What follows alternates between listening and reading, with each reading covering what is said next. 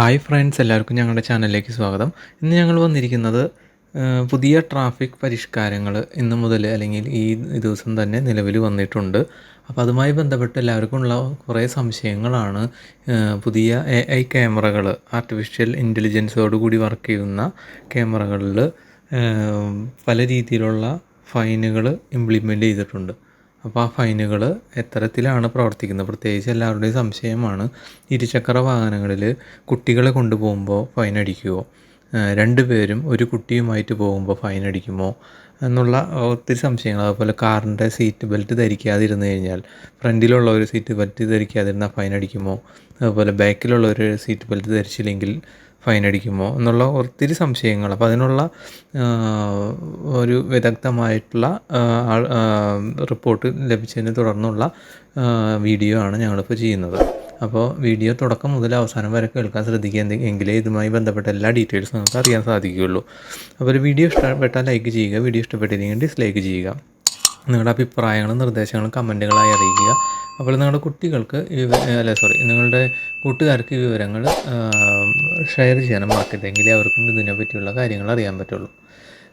പാലിക്കേണ്ടത് സംസ്ഥാനം നിർദ്ദേശിച്ച വേഗപരിധി എന്നാണ് പറയുന്നത്. AI ക്യാമറയെക്കുറിച്ചുള്ള സംശയങ്ങൾക്ക് ട്രാൻസ്പോർട്ട് കമ്മീഷണർ നൽകുന്ന മറുപടിയാണ് ഇതോടൊപ്പം തന്നെ കൂട്ടിച്ചേർക്കുന്നത്. ഇന്നു മുതൽ നിരത്തുകളിലെ അപകടം കുറയ്ക്കുന്നതിന് മോട്ടോർ വാഹന വകുപ്പിൻ്റെ മൂന്നാം കണ്ണ്, അതായത് AI ക്യാമറ പ്രവർത്തനം തുടങ്ങും.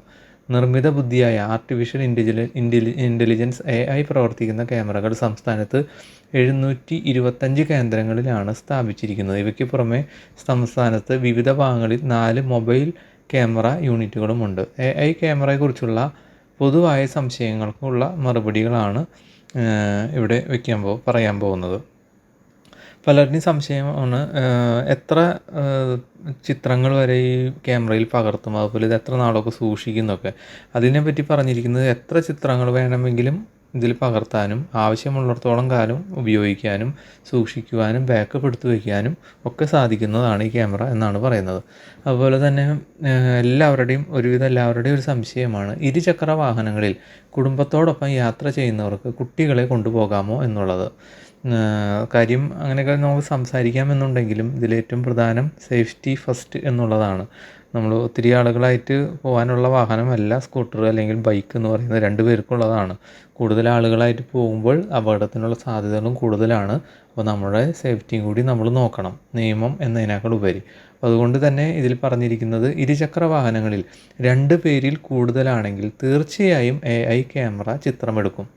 ഒരു മുതിർന്നയാളും ഒരു കുട്ടിയുമാണ് യാത്ര ചെയ്യുന്നതെങ്കിൽ കുട്ടിയെ നിർബന്ധമായും ഹെൽമറ്റ് ധരിപ്പിക്കണം. അത് ചുരുക്കം പറഞ്ഞു കഴിഞ്ഞാൽ, 2 മുതിർന്ന ആളും ഒരു കുട്ടിയുമായിട്ടാണ് പോകുന്നതെന്നുണ്ടെങ്കിൽ തീർച്ചയായിട്ടും ചിത്രമെടുക്കും എന്നാണ് നമുക്ക് ഇതിലൂടെ മനസ്സിലാക്കാം. അതായത് ഫൈൻ കിട്ടാനുള്ള സാധ്യതയുണ്ട്.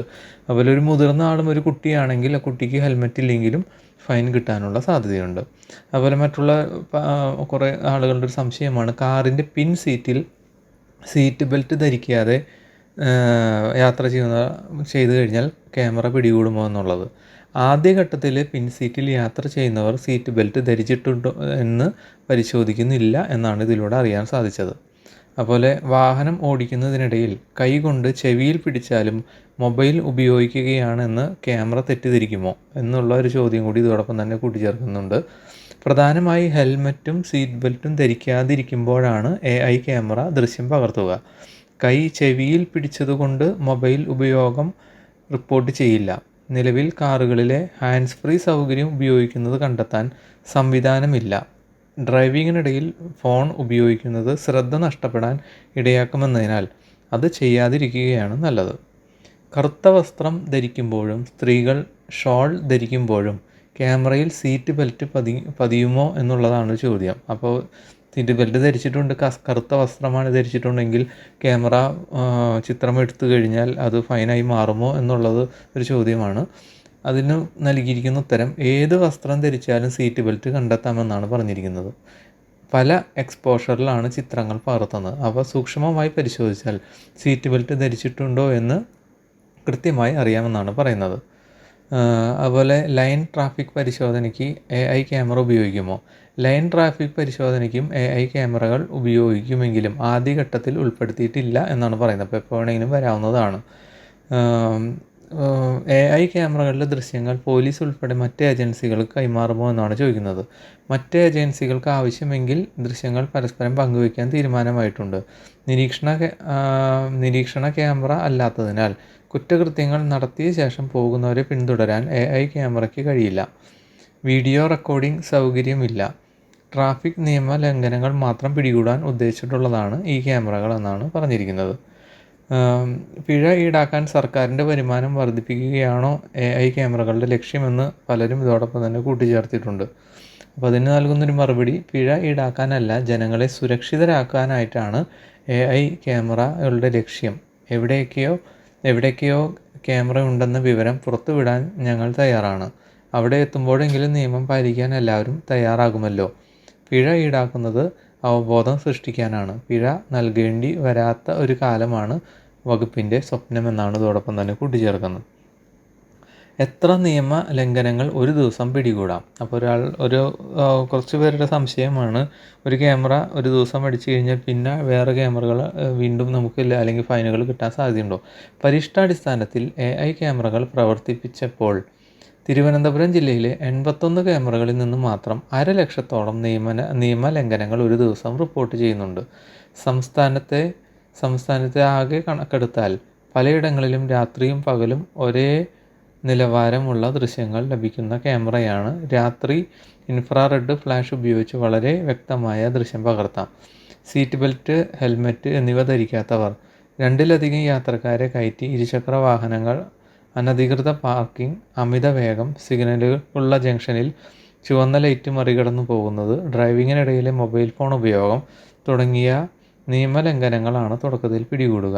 കൺട്രോൾ റൂമിലെ സോഫ്റ്റ്വെയർ വാഹനത്തിൻ്റെ നമ്പർ കണ്ടെത്തി സ്വയം ചലാൻ തയ്യാറാക്കും. വാഹന ഉടമയ്ക്ക് ഇത് സംബന്ധിച്ച മെസ്സേജ് ലഭിക്കും. സംസ്ഥാനതല കൺട്രോൾ റൂമിൽ ലഭിക്കുന്ന വിവരങ്ങൾ ജില്ലാ കൺട്രോൾ റൂമിലേക്ക് അയച്ച് അവിടെ നിന്നാകും തുടർ നടപടി ഉണ്ടാവുക എന്നാണ് പറഞ്ഞിരിക്കുന്നത്. റോഡുകളിൽ പലയിടത്തും അടയാള ബോർഡുകൾ, വരകൾ തുടങ്ങിയവയില്ല എന്നുള്ളത് പലരുടെയും കംപ്ലൈൻ്റാണ്. അപ്പോൾ അങ്ങനെ പറയുമ്പോൾ ദേശീയ അതോറിറ്റി, പൊതുമരാമത്ത് വകുപ്പ്, തദ്ദേശ സ്ഥാപനങ്ങൾ എന്നിങ്ങനെ പല റോഡുകളിലും പരിപാലിക്കുന്നത് പല ഏജൻസികളാണ്. റോഡിൽ അടയാള ബോർഡുകൾ സ്ഥാപിക്കാൻ വേണ്ട നിർദ്ദേശം റോഡ് സുരക്ഷാ അതോറിറ്റി നൽകിയിട്ടുണ്ട്. AI ക്യാമറകൾ സ്ഥാപിച്ച സ്ഥലങ്ങളിൽ റോഡ് സുരക്ഷാ അതോറിറ്റിയും കൺട്രോളും ചേർന്ന് അടയാള ബോർഡുകൾ സ്ഥാപിക്കാൻ തീരുമാനമായിട്ടുണ്ട്. VIP വാഹനങ്ങളെ AI ക്യാമറകൾ ഒഴിവാക്കുമോ എന്നൊരു ചോദ്യമുണ്ട്. കാരണം വലിയ ആളുകൾക്ക് ഇതൊന്നും കുഴപ്പമില്ല എന്നുള്ളൊരു ചിന്താഗതി. അതിൽ നിന്ന് നൽകിയിരിക്കുന്ന ഉത്തരം, ദ്രുതഗതിയിൽ എത്തേണ്ട എമർജൻസി വാഹനങ്ങൾ ഉൾപ്പെടെയുള്ളവയെ ഒഴിവാക്കിയിട്ടുണ്ട്. അഗ്നിരക്ഷാസേന, ആംബുലൻസ്, പോലീസ് തുടങ്ങിയ മുകളിൽ ബീക്കോൺ ലൈറ്റ് ഘടിപ്പിച്ച വാഹനങ്ങളെയാണ് ഒഴിവാക്കുന്നത് എന്നാണ് ഇതിൽ നൽകി കിട്ടിയിട്ടുള്ള ഉത്തരം.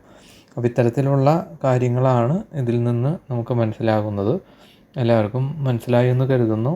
അതുപോലെ നിങ്ങളുടെ സംശയങ്ങൾ എന്തെങ്കിലും ഉണ്ടെങ്കിൽ ഞങ്ങളെയും കൂടി എഴുതി അറിയിച്ചാൽ അതുമായി ബന്ധപ്പെട്ട് അന്വേഷിച്ചതിന് ശേഷം നിങ്ങളെ അറിയിക്കുന്നത്, മെസ്സേജിന് റിപ്ലൈ തരുന്നതായിരിക്കും.